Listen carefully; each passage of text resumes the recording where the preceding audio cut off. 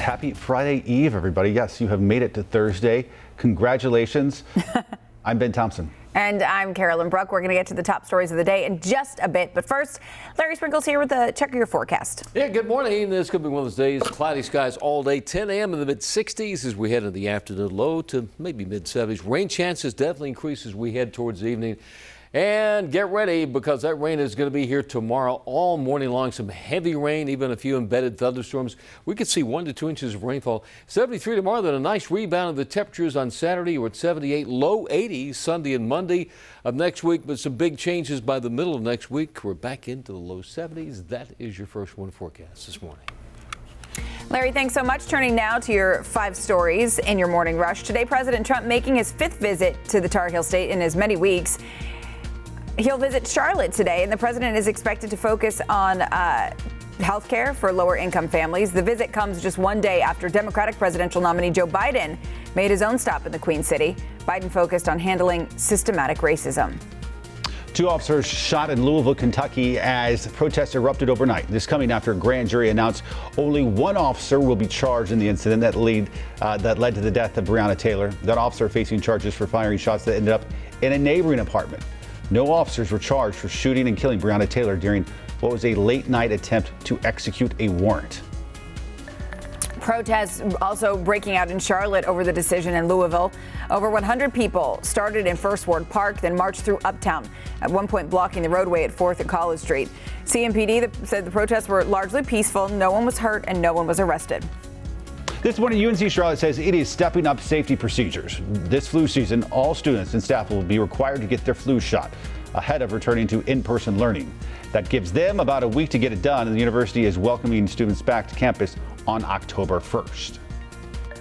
I'm Tracy Potts. Another somber day in Washington, the second day of public mourning for Justice Ruth Bader Ginsburg at the U.S. Supreme Court. President Trump is expected to go by and pay his respects today, along with First Lady Melania Trump, as the president prepares to name Ginsburg's replacement on Saturday.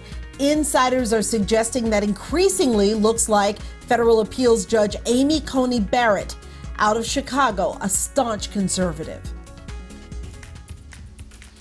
Good morning, everybody. There are so many really moving tributes filling our social media feeds this morning toward the late justice as she lies in repose on the steps of the Supreme Court. We've got images like this to show you. This is about 100 of her former clerks that worked with her standing at the steps of the Supreme Court as well. This was as her casket was carried to the top of the steps. The Clintons made a stop to pay their respects. Bill Clinton nominated Ginsburg to the seat back in 1993.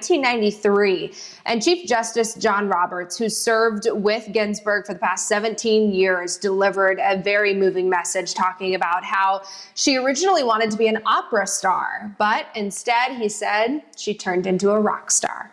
She was not an opera star, but she found her stage right behind me in our courtroom. There, she won famous victories that helped move our nation closer to equal justice under law, to the extent that women are now a majority in law schools, not simply a handful. And now she's helping inspire future generations. These were some of the cutest moments and pictures that are on social media of little girls following in Ginsburg's fashion footsteps, and hopefully even more to honor her memories. You can see a couple images there. And then the next one of a Supergirl or Superwoman outfit, saying that this Supergirl pays respect to Superwoman Ruth Bader Ginsburg. So the public can view the casket for the final day today, and then she will become the first woman to lie in state at the U.S. Capitol. That will be tomorrow. Guys, back to you. All right, Rachel, thanks. Time now to connect the dots when we make the news make sense. Atrium Health looking for thousands of volunteers for COVID-19 vaccine trials.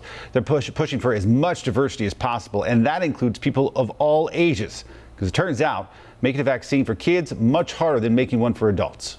A lot of us watch and wait for a coronavirus vaccine. A new report says our kids are going to have to wait even longer. Let's connect the dots. COVID-19 vaccines for adults are already in advanced clinical trials, but all those trials are looking at if they're safe and effective in adults and not children. According to a report from the New York Times, a kid's vaccine could take years. So how does this usually work? Vaccines are usually tested on adults first. If they don't find any serious safety issues, they then move on to testing teenagers and then younger kids. All of this is time-consuming and requires the approval of parents.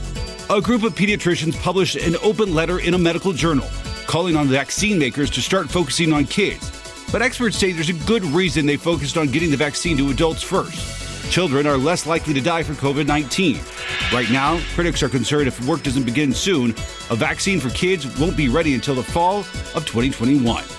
And that is Connecting the Dots. And back to Atrium Health, they say they are looking for as many as 10,000 people to register for the trial. If you're interested, you can find out more information right now in the WCNC app. Now to some stories to help keep your family safe and sound. If you want to start eating better, look for the calorie count on the front of the food you're buying. Experts say food items featuring front of the package nutritional information are usually healthier. So not just on the label, but actually on the front of the thing saying, hey, look at us. We're low calorie. Yep. Not only that, but they also appear to motivate their competitors to use healthier ingredients and portions as well. If you've started holiday shopping earlier than ever before this year, you're not alone. There's a new study that found half of Americans are already holiday shopping online because they're simply bored. You can't travel as much. So here's the thing. You know how the experience gifts were like really popular for a while? Sure. Like, hey, we're going to send you somewhere fun or to a museum or whatever. Nope. Physical gifts coming back this year.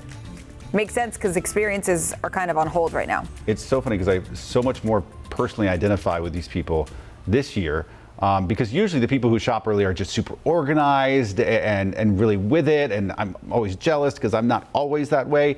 But people who are just bored, I'm like, okay, I get that. I would probably do that. Yeah. I support it. And if you find something for someone, this is what I always do all year round. I'll get it and then I'll put it in my holiday season area.